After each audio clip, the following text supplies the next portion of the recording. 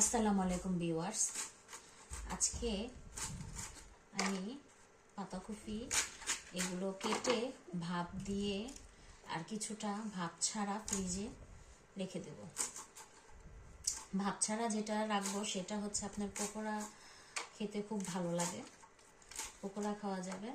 আর যেটা ভাপ দিয়ে রেখে দেব সেটা আপনার রান্না, মুরগি দিয়ে রান্না করলে আর কি খেতে ভালোই লাগে, ওভাবে রান্না করে খাওয়া যাবে। তা আজকে আমি কিছু মানুষের উদ্দেশ্য করে কিছু কথা বলতে চাই।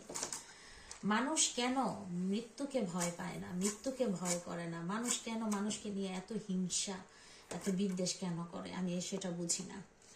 মানুষের নিজের সংসারের চাইতে অন্যের সংসারের প্রায়োরিটিটা বেশি দেয়, অন্যের সংসারের দোষ গুণটা ধরতে যায়, অথচ নিজের যে গায়ের পাতা থেকে ধরে মাথা পর্যন্ত যে দোষ ভরা সেটা সে দেখে না, সেটা অন্যজনের দোষ ধরে ঢাকতে চায়।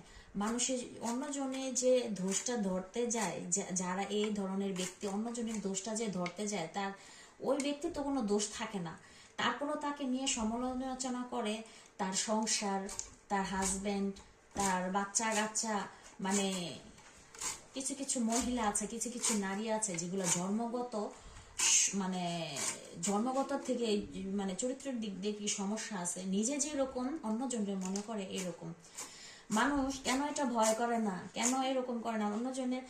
আর মৃত্যুকে যদি মানুষ ভয় করত তাহলে তো মানুষ, আমি মনে করি যে মানুষের স্বভাব চরিত্রটা কিছুটা হলো পরিবর্তন হতো।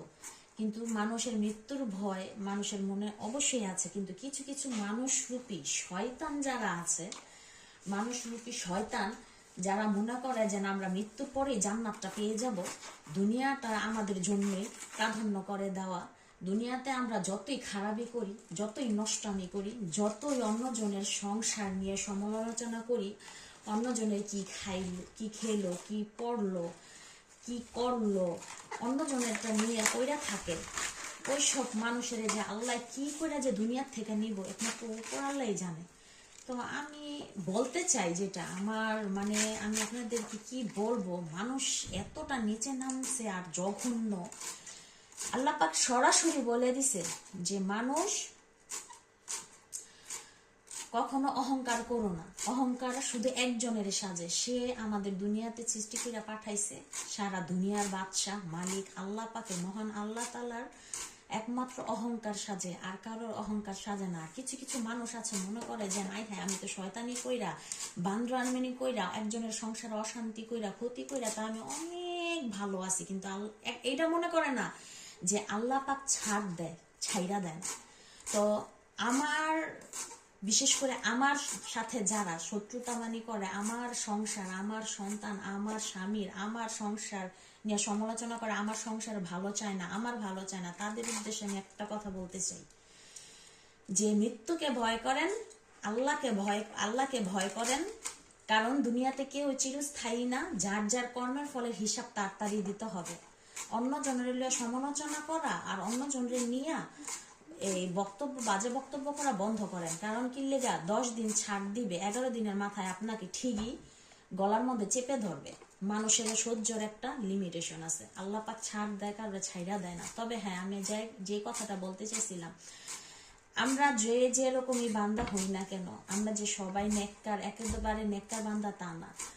তো একটা কথাই বলতে চাই যে আল্লাহ পাকের কাছে যদি 10 দিন হাত ওঠে, 9 দিন যদি আল্লাহ পাক সেই হাত দুটো কবুলও না করে, একদিন আল্লাহ পাক ঠিকই কবুল করবে।